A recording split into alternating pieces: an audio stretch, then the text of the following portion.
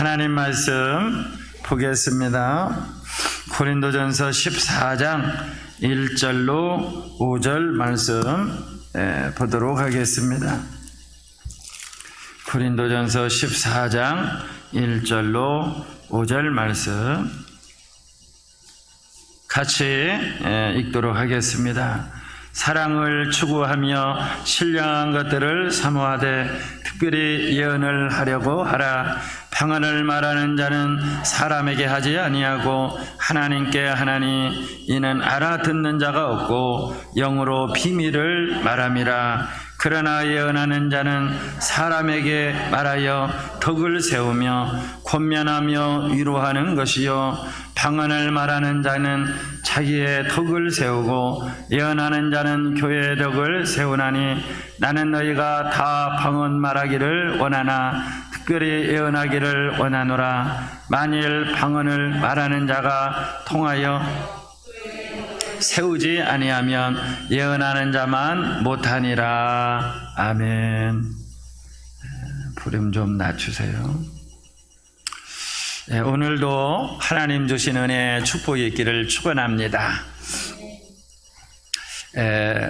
어떤 이제 약초가 정말 좋다고 해서 그 약초를 계속해서 장복을 하면 그 약초가 오히려 해가 되는 경우들이 있습니다. 그러니까 비타민 A가 아무리 좋다고 해도 그것을 계속 그것만 먹으면 그게 약이 아니라 독약이 되고 맙니다. 그렇기 때문에 의사가 있고 약사가 있는 것이죠. 사실은 우리 주변에 있는 모든 채소 또 모든 나물들 모든 나무들 그런 것들이 다 약의 소재들입니다. 약의 소재들인데 그런데 어떤 것은 어떤 환자가 먹으면 그것은 직방으로 듣는 약이 됩니다. 그런데 또 똑같은 약을 먹어도 어떤 환자가 이 약을 먹으면 독약이 되는 경우들이 있어요. 그렇기 때문에 약사가 필요한 것이죠. 은사도 마찬가지예요.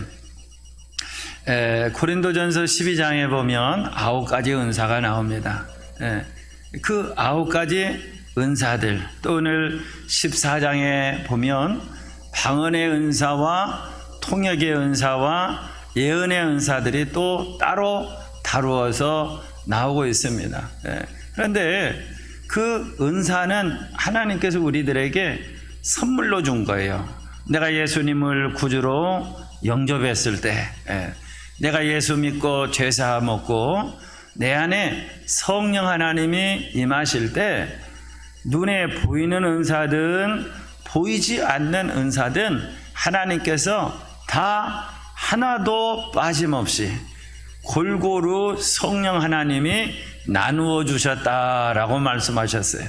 그래서 하나님께서 저와 여러분들에게 기본적으로 은사를 다 주셨음을 확신하시고 또 하나는 감사할 수 있기를 주의 이름으로 축원합니다.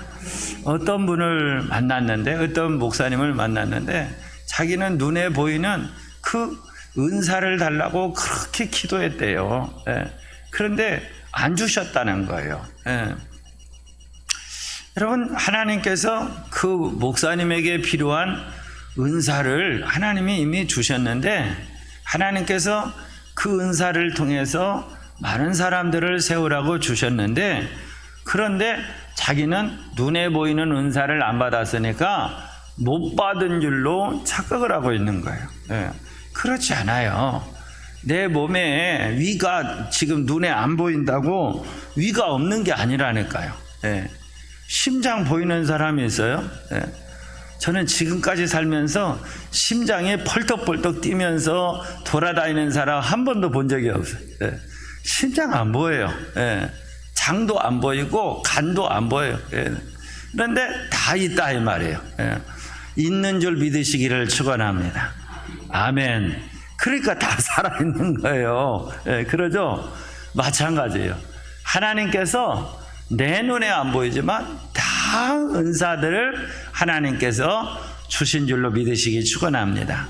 근데 이 은사들을 주신 목적을 지난번에 말씀을 드렸는데, 그 목적은 뭐냐면 세우는 데 목적이 있다는 거예요. 예. 교회를 세우고 영혼을 세우고 가정을 세우고 자녀를 세우고 이웃을 세우는 데 목적이 있는 거예요. 예.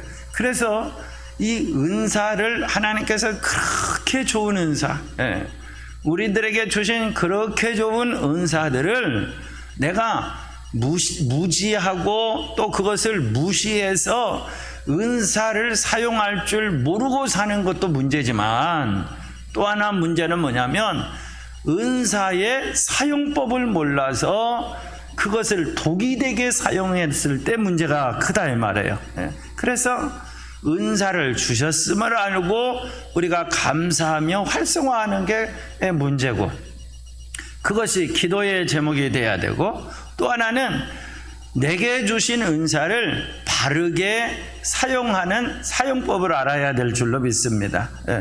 여러분 핸드폰 사면 사용법이 나오잖아요. 그러죠? 열쇠를 사도 사용법이 다 나오게 있어요. 그래서 하나님이 주신 은사에 대해서 고린도 교회에 은사들이 많이 나타났는데, 그 은사들을 하나님이 주신 목적은 뭐냐? 세우는 데 사용해라 라는 거고, 그러면 어떻게 사용해야 되느냐? 어떻게 사용해야 될까요? 질서 있게 덕이 되도록 사용해라 라고 말씀하고 있습니다. 그래서 오늘 14장에 보면 3절에 너희는 그러나 예언하는 자는 사람에게 말하여 덕을 세우며 권면하여 위로하는 것이요, 그렇게 말씀하고 있습니다. 여러분, 하나님이 우리들에게 주신 은사들, 특별히 이제 예언의 은사가 나오고 있는데, 대표적으로 어떻게 사용해야 되느냐? 덕이 되도록 사용을 해야 될 줄로 믿습니다. 그리고 덕이 되도록 사용이 되려면 어떻게 해야 되냐면 14장 26절 한번 찾아서 읽어보도록 하겠습니다. 33절을 보겠습니다. 33절, 14장 33절 같이 읽어봅시다. 하나님은 무질서의 하나님이 아니라 평화의 하나님이십니다. 성도들의 모든 교회에서 그렇게 하듯이. 그러니까 개역 개정으로 보면 하나님은 무질서의 하나님이 아니시고 질서의 하나님이시다, 또 화평의 하나님이시다 라고 말씀하고 있습니다. 그러니까 우리가 하나님이 주신 그 은사를 사용을 할 때 덕이 되게 사용하려면 어떻게 해야 되냐면 질서 있게 사용해야 된다라는 거예요. 그래서 40절 말씀해 보니까 뭐라고 되어 있습니까? 같이 읽어봅시다. 시작. 다만 모든 것을 적당하게 하고 질서 있게 하십시오. 개역 개정에도 모든 것을 품위 있게 입고 하고 질서 있게 하라 라고 말씀하고 있어요.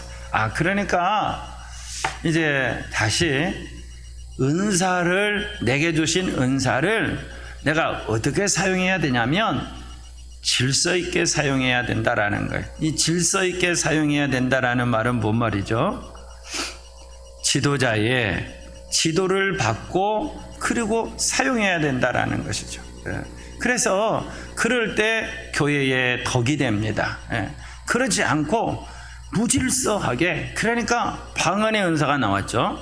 방언의 은사를 하나님이 주셨는데 기도를 하고 있다 이 말이에요.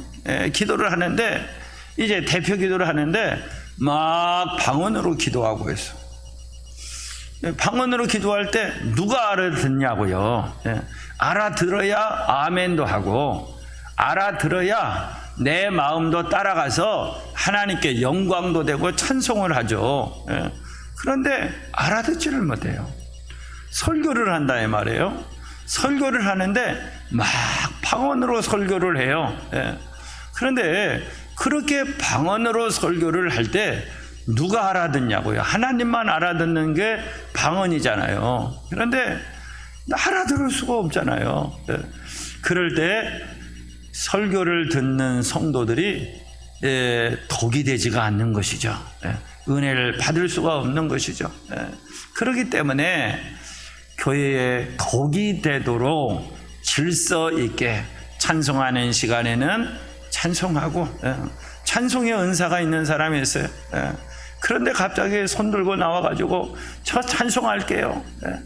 그러고 있는데 또 다른 사람이 나와서 또 저도 찬송할게요. 하루 종일 찬송할게요. 그러면 언제 하나님 말씀을 보고 또 언제 말씀을 듣고 그런 시간들도 질서가 있는 것이죠. 그래서 찬송하는 사람도 질서 있게 하는 것이고, 기도하는 사람도 질서 있게 하는 것이고, 말씀을 전하는, 여기서 보면 예언하는 사람, 통역하는 사람, 이 사람이 바로 이 설교자죠. 설교자. 이 하나님의 말씀을 선포하고 있는 거예요. 미리 하나님께서 이루어 주실 일들, 하나님의 역사하시고 하나님의 뜻과 계획을 말하는 것이죠. 그런데 질서가 없이 그냥 이 방언으로 계속 말을 하고 있어요. 그럴 때 어떻게 됩니까? 우리는 한마디도 못 알아듣는 거죠. 그래서 오늘 우리가 질서 있게 이 은사들을 사용해야 된다. 그럴 때 독이 되지 않고 해가 되지 않고 덕이 되는, 유익이 되는 은혜가 있게 될 줄로 믿습니다. 그러니까 초신자가 왔다 이 말이에요. 우리 목장에 또는 우리 집에 또 우리 교회에 초신자가 왔어요. 참으로 예수 믿으려고 교회에 나왔는데 잠깐만요, 제가 기도해 드릴게요 해놓고는 방 안으로 샬라샬라 해버리면 그 사람이 뭐라고 할까요? 바울 사도가 말한 것처럼 미쳤다고 생각하고 뛰쳐나가지 않겠느냐라는 거예요. 그러죠. 그러니까 질서가 없이, 지혜가 없이 사용할 때 오히려 세워주는 것이 아니라 그 사람에게 독이 되고 해가 된다라는 거예요.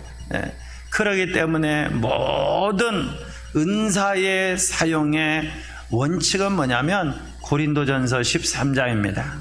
사랑의 은사를 가지고 오늘 우리가 은사들을 사용해야 될 줄로 믿습니다. 사랑하면 어때요? 내 입장에서 보는 게 아니죠? 상대방 입장에서 보는 거죠. 그래서 내가 사랑하는 저 사람이 내가 이 말을 하면 어떻게 생각할까? 내가 이런 행동하면 어떻게 생각할까? 저 사람이 상처 입으면 어떡하지? 내 딸이, 내 아들이 이 말을 듣고 충격을 받으면 어떡하지? 막 문자나 쓸 때도 썼다 지웠다 하잖아요. 그러죠. 혹시라도 상처 입을까봐. 사랑하는 사람한테는 더 그러잖아요. 그러죠. 그래서 이 사랑을 할 때 배려를 하게 되고 유익한 쪽으로, 덕이 되는 쪽으로 자꾸만 생각하는 것이죠. 그래서 오늘 우리는 늘 음식에 소금을 넣어야 음식에 맛이 나듯이, 그러니까 모든 음식에 들어가는 게 뭐예요? 설탕은 안 들어가도, 고춧가루는 안 들어가도 소금은 넣잖아요. 그러죠.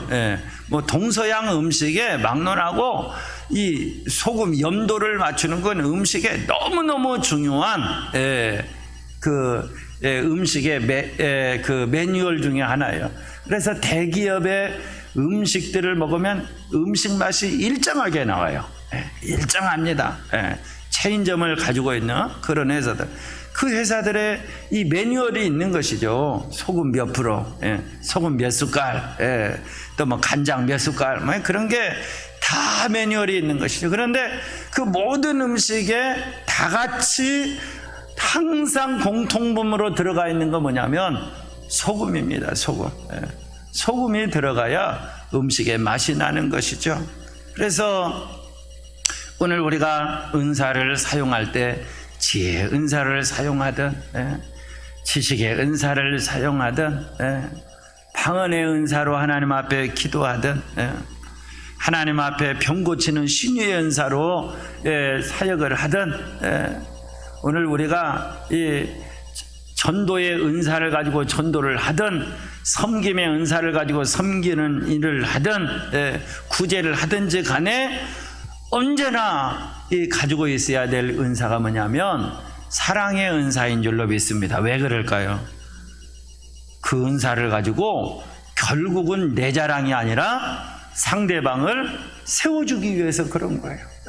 그래서 오늘 14장 3절에 보면 덕이 되게 하라 라고 말하고 있어요.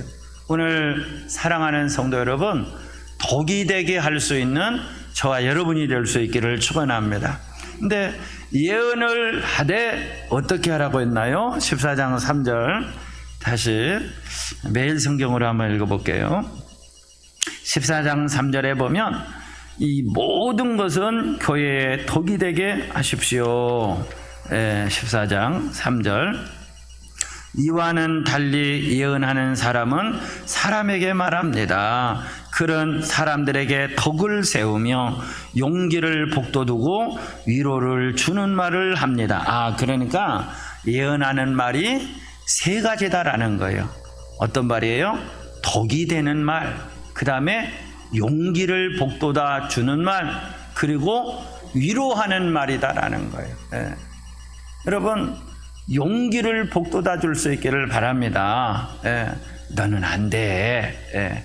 너는 이미 싹수가 다 틀려먹었어. 너 하는 짓을 보니까 틀려먹었어. 이 사람은 예언의 은사가 있을지는 몰라도 그 사람을 지금 예언의 은사를 가지고 망가뜨리고 있어요. 지금 보면 뭐예요? 들으면 뭐예요? 하나님이 주신 목적이 용기를 복돋으라고. 이 사람의 지금 영적인 상황이 그렇게 힘들고 그렇게 낙심이 되고 그렇게 절망적인데 하나님이 보여주었어. 야, 내가 보니까 말이야, 너는 지금 네 마음 상태가 지금 다 썩어 문드러져 가지고 지금 너는 이제 끝장난 것 같더라. 그러면 그 예언의 은사를 가지고 그 사람 뭐 하는 거예요? 망가뜨리는 거예요. 망치는 거예요. 다시는 일어나지 못하도록 하는 거예요. 그렇게 보여주셨을지라도 하나님이 보여주신 목적은 뭘까요? 그 사람에게 용기를 복돋으라고 하시는구나. 하나님께서 그 사람에게 힘이 되도록 하라고 하시는구나. 네가 어떻게 하면 그 사람에게 힘을 줄 수 있겠니? 네가 어떻게 하면 그 사람에게 용기를 줄 수 있겠느냐? 네가 기도해봐라. 네가 이제 기도하고 응답받은 대로 네가 행동해봐라. 그런 뜻이지. 지금 뭐 그 사람의 상황을 다 까발려라는 거예요. 지금 네 집안 큰일 났다. 네 자녀 큰일 났다. 그렇게 막 집안 상황을 다 언론에다 대고 막 나발나발 하라는 거예요. 그게 아니라는 것이죠.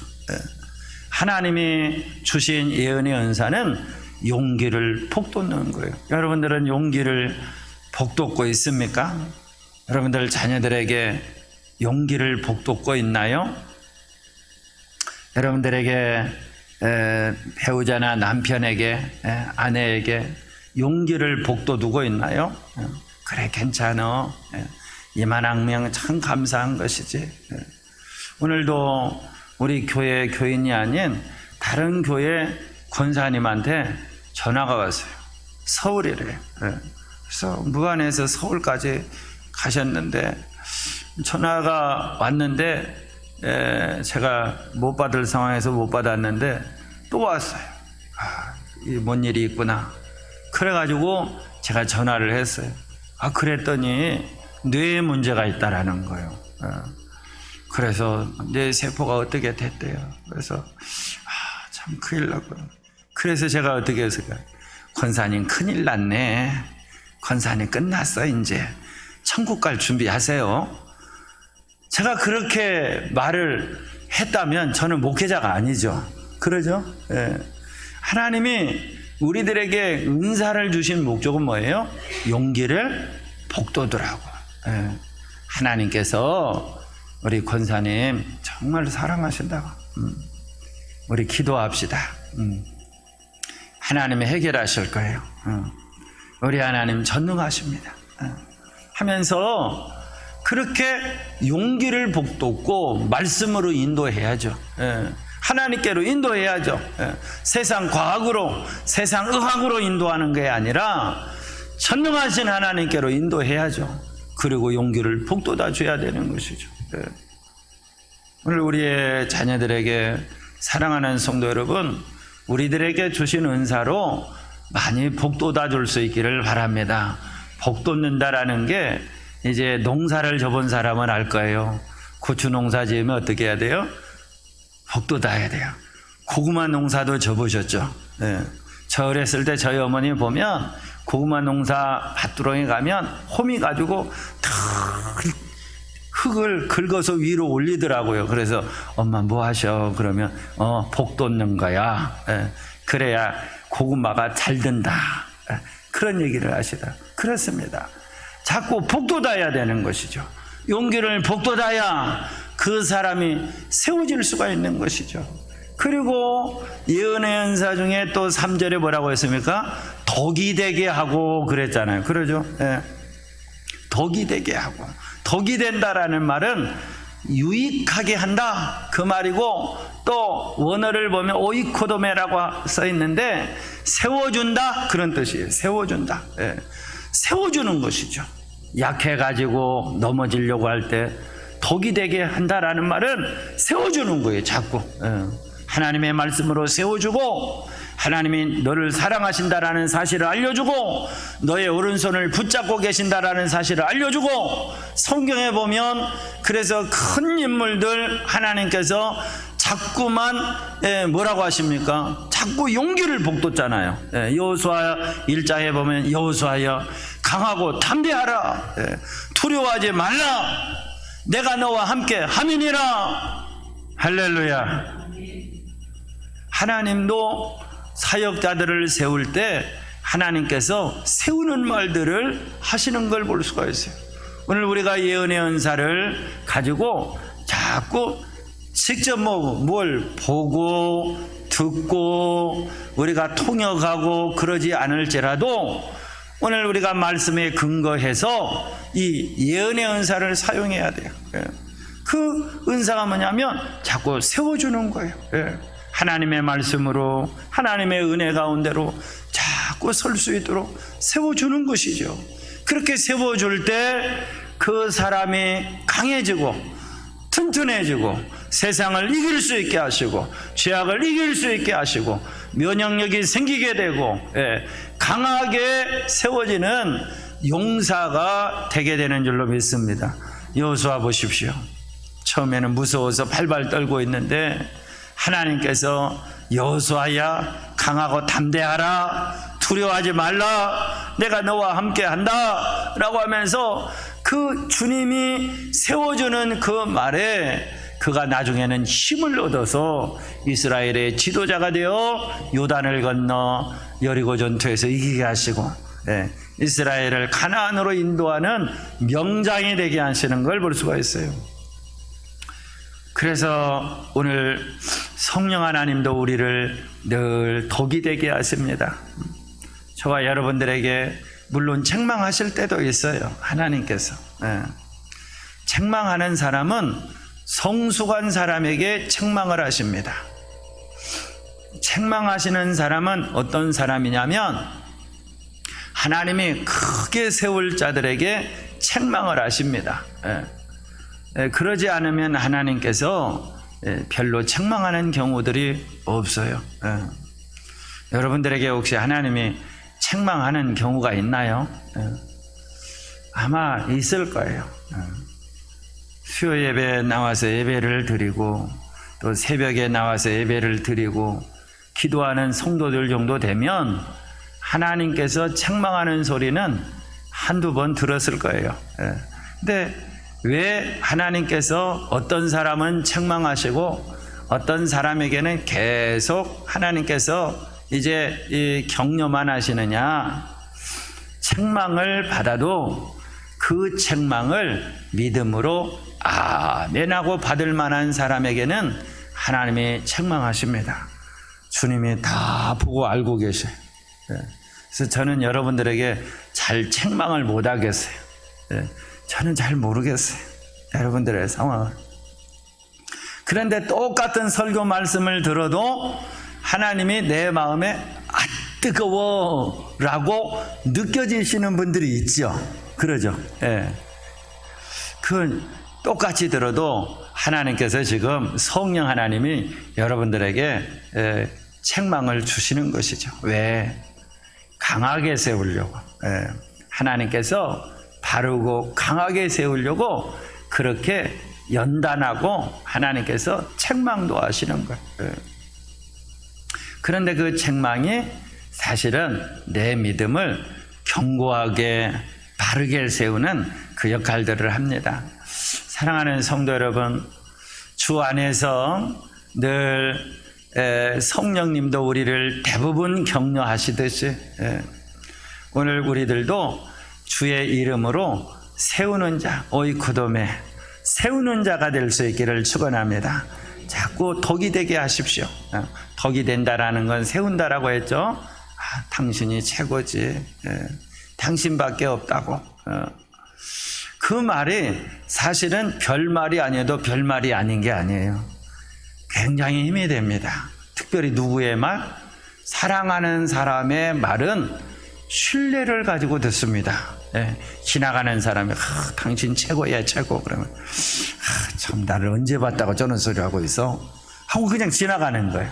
그런데 정말 사랑하는 사람이 부모가 또는 남편과 아내가 이런 말을 해주면, 자녀가 이런 얘기를 해주면 그 얘기를 들었을 때 힘과 용기가 나는 거예요.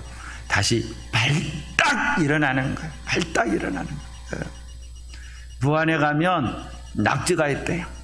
낙지를 먹으면 죽은 손지 넘어진 손지 모르겠네. 하도 오래돼서.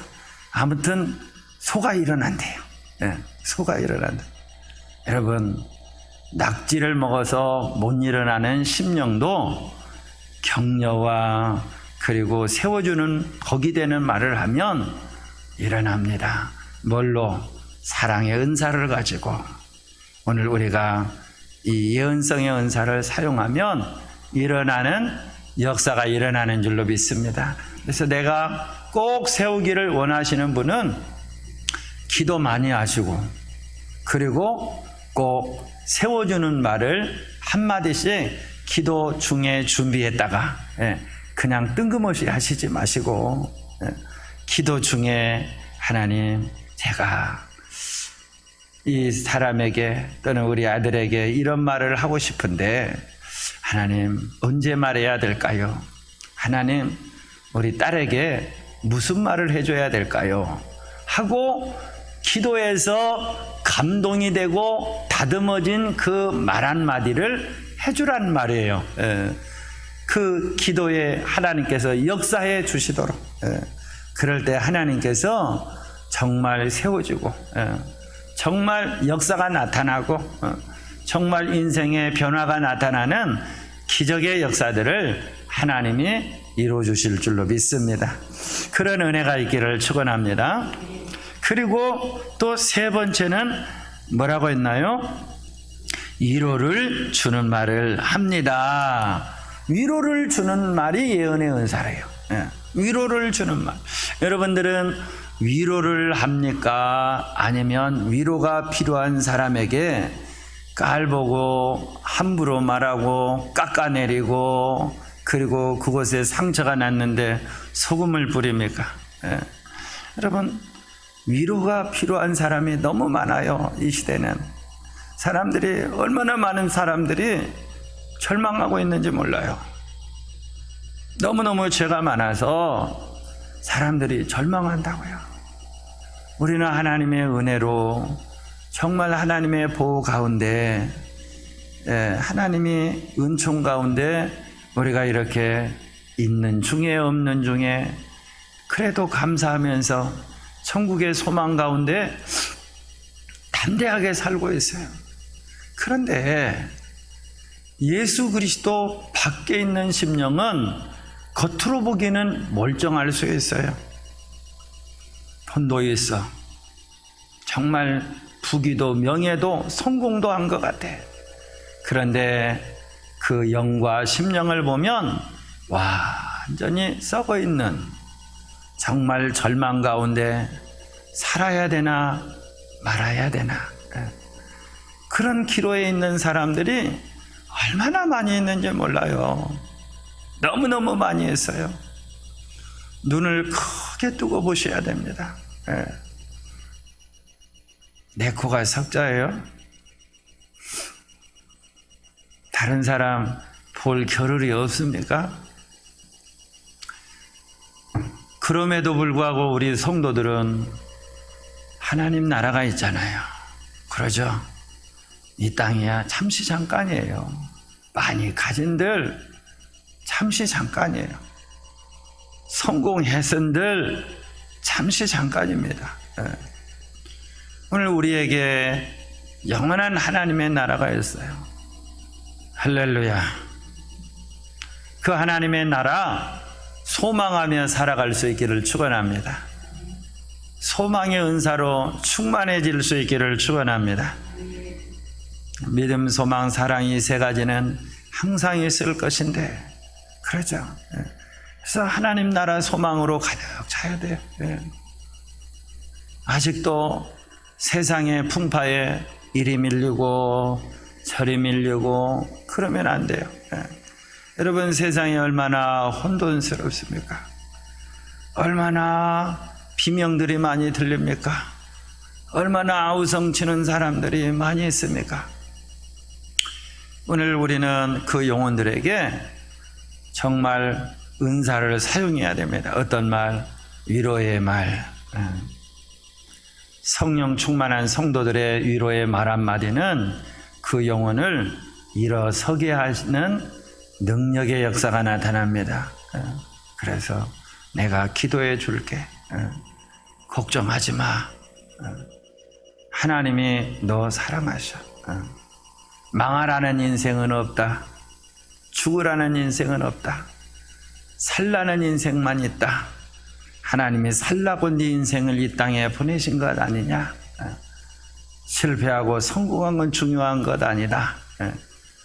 하나님이 함께 계시고 구원함을 얻고 천국 가는 것이 중요한 것이다 라고 하면서 사랑하는 성도 여러분, 위로할 수 있기를 축원합니다. 여러분들이 위로의 말뿐만 아니라 위로의 행동도 좀 하셨으면 좋겠어요. 말보다 더 진한 게 행동이잖아요. 그러죠? 말보다 더 진한 게 진실한 게 행동이잖아요. 정말 그 사람 손 잡아주고, 정말 힘들 때 같이 좀 있어주고, 또 같이 기도해주고, 위로해주고, 그럴 때 그 사람에게 힘이 되는 것이죠. 그리고 다시 일어나게 됩니다. 여러분, 일어날 때는 어떨 때 일어날까요? 주님 만나면 일어나는 것이죠. 주님 만나면 일어나는 거예요. 그래서 오늘 저와 여러분들에게 정말 뭘 봤다, 안 봤다, 들었다, 그게 아니라 하나님이 주신 예언의 은사들이 다 있다. 축복의 은사들이 다 있다. 기도의 은사들이 다 있다라는 사실을 믿고 기도해 주시고 위로해 주시고 세워주시고 용기를 북돋아 줄 수 있는 저와 여러분이 될 수 있기를 주의 이름으로 축원합니다. 그래서 그 은사들로 오늘 우리가 세우는 거예요. 그럴 때 하나님께서는 그 영혼을 구원하시고 또 하나님께로 인도하시는 축복을 허락하여 주시는 줄로 믿습니다.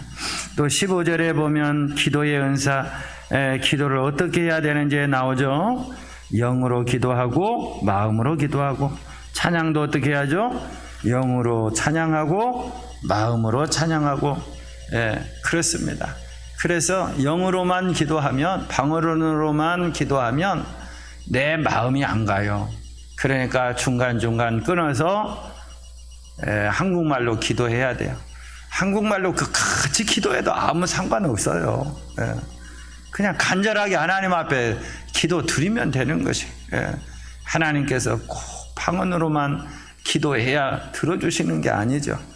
그러나 방언의 은사가 있는 분은 깊은 내 가정, 내 형편을 하나님 앞에 아뢰기 위해서 방언을 하게 하신다라는 걸 알고 또 방언 기도하시기를 바랍니다. 또 19절 말씀해 보니까 같이 읽어봅시다. 매일 성경으로 읽겠습니다. 그러나 나는 교회에서 방언으로 만마디를 말하는 것보다 알아들을 수 있는 언어로 5마디를 말하기를 원합니다. 1만 마디의 방언보다도 사실은 어떤 말이 더 필요하다는 거예요.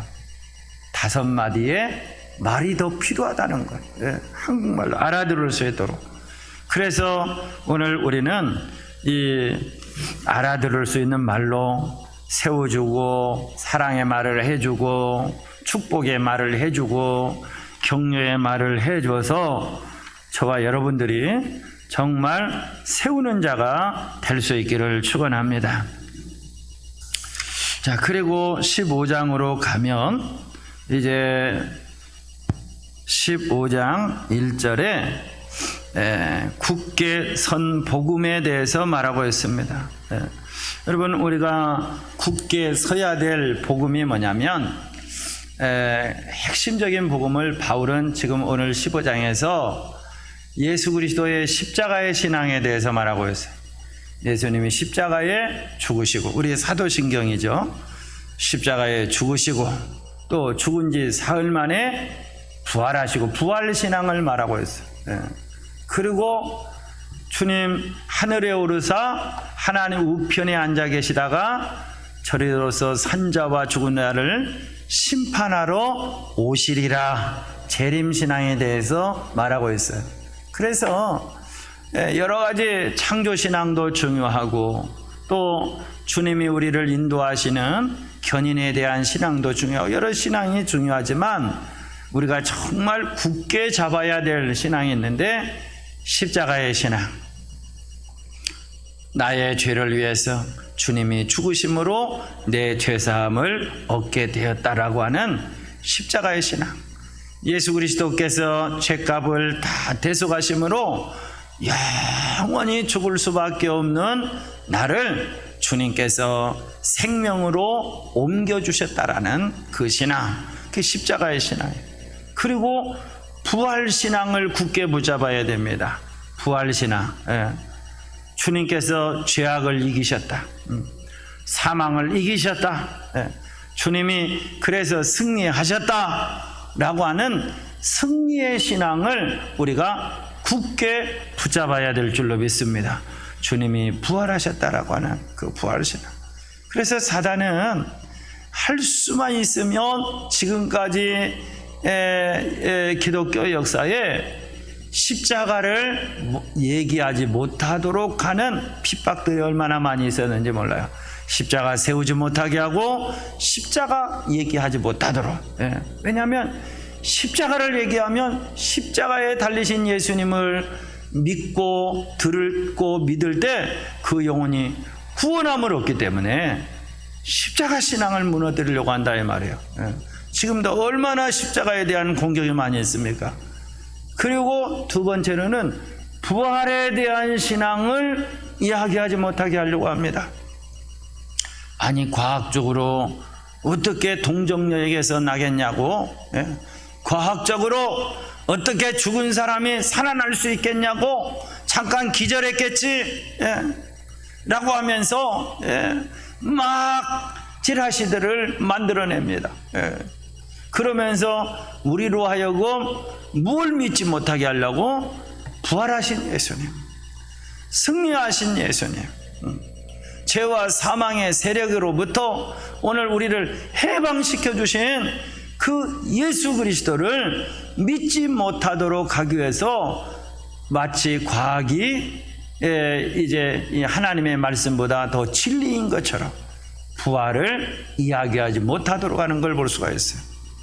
그런데 오늘 고린도전서 15장 1절부터 보면 부활을 바울은 아주 당연하게 성도들이 알고 있는 내용으로 이야기를 합니다.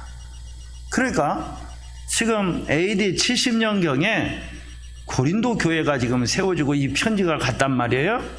그러니까 예수님이 십자가에 죽으시고 부활하실 때가 언제예요? AD 33년이다 이 말이에요. AD 33년에 70년이면 몇 년입니까? 27년이죠. 17년입니까? 70년이면 몇 년이에요? 47년? 37년. 37년이죠. 그래요. 이 37년밖에 지나지 않았어요. 그런데 예루살렘 교회에 핍박이 있으면서 이 예루살렘에 있었던 예수님의 부활을 만났던 베드로, 12제자, 그리고 500여 제자들이 이제 대부분 살아있고 라고 하면서 이야기를 합니다. 그러니까 지금 고린도에도 성도들이 500여 제자들 중에 그곳에 도망가 있는 성도들이 있다 이 말이에요. 바울의 얘기가 사실이 아니면 어떻게 했을까요? 고린도 사람들이. 아니, 바울 이게 지금 뭔 소리 하고 있는 거예요 지금. 예수님 십자가에서 죽으셨는데. 그런데 바울은 당연히 부활한 성도들이 있기 때문에 너무나 당연하게 부활하신 예수님에 대해서 얘기하고 있어요. 그리고 오늘 우리들도 부활할 것이다 라고 이야기하는 걸 볼 수가 있습니다. 사랑하는 성도 여러분, 부활신앙으로 무장되어 있어야 될 줄로 믿습니다. 주님 부활하셨듯이 우리 주님 다시 오시는 그 때에 오늘 우리들도 부활하게 되고 그리고 천국 혼인잔치에 들어가게 되는 역사가 일어나게 하실 줄로 믿습니다. 그래서 요한계시록 11장에 보면 주님이 다시 오시는 그때에 천국의 모든 성도들이 들림을 받아서 천국 혼인잔치에 들어가고 그리고 믿지 아니하는 자들은 심판을 받고 영원한 지옥 형벌에 요한계시록 19장, 요한계시록 20장에 보면 거짓 선지자, 이단들이죠.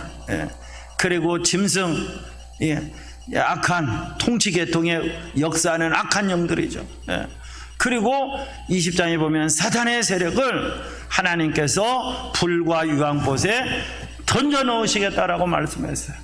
언제? 주님이 재림하실 때에. 그래서 성도는 부활신앙으로도 무장되어야 되고 주님 오시는 그날에 우리도 부활할 것이다 라고 하는 부활신앙으로 무장되어야 되고 또 하나는 재림신앙으로 무장되어야 될 줄로 믿습니다. 여러분 얼마나 사단이 고도의 괴계를 짜는지 몰라요. 그래서 이단들이 나타나서 이제 주님의 재림이 시한부 종말론을 동원해서 이제 주님의 재림을 기다리지 못하도록 재림을 얘기하는 것이 아주 잘못된 것처럼 사단은 그렇게 미리서 연막을 뿌려놔서. 그런데 성경은 주님 오실 그날을 기다려라라고 말씀하고 있어요. 사랑하는 성도 여러분, 주님 오시는 그날을 기다리며 우리가 긴장감을 가지고 신앙생활해야 될 줄로 믿습니다. 주님 우리 부르실지 언제 부르실지 모르잖아요. 그러죠. 하나님이 이제 그만 와라 라고 할 때가 언제일지 모르잖아요. 또 우리 주님이 오실 때가 언제일지 모르잖아요. 그래서 오늘 우리는 늘 긴장감을 가지고 이 세 가지 굳게 붙잡으라고 했죠. 15장 1절에 굳세게라고 했어요. 굳세게 하려면 어떻게 해야 됩니까? 땅에 씨앗이 뿌려진 나무가 이제 굳세게 되려면 자꾸 땅으로 파고 들어가야죠. 그래야 굳세지는 것이죠. 그러죠. 아이가 굳세지려면 어떻게 해야 됩니까? 잘 먹고 그리고 잘 운동을 해야 굳세워지는 거 아닙니까? 그래서 오늘 우리가 이 굳세워지려면 어떻게 해야 되냐면 하나님의 말씀 붙잡고 하나님의 은혜 가운데 예배, 기도, 또 찬양 내가 헌신하면서 그렇게 살아야 될 줄로 믿습니다.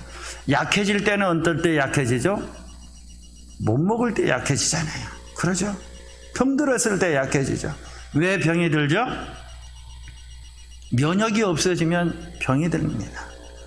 그래, 면역이 없어지는 이유는 뭐예요? 결국은 못 먹었기 때문에 그런 것이죠. 제대로 못 먹었기 때문에. 그래서 나 믿음 좋다라고 하면서 신앙생활 몇 달 쉬면 믿음 다 날아갑니다. 굳세어진 게 아니라 약해져 버립니다. 그래서 굳세어지려면 정말 하나님 앞에 나와 기도하고 예배하고 찬송하고 성령으로 충만하고 말씀으로 충만해서 오늘 우리가 굳세어져야 될 줄로 믿습니다. 그렇게 굳세어질 수 있기를 축원합니다. 그리고 은사와 능력으로 무장되어서 정말 저와 여러분들이 세우는 자가 될 수 있는 위로자가 될 수 있는 저와 여러분이 되시기를 축원합니다.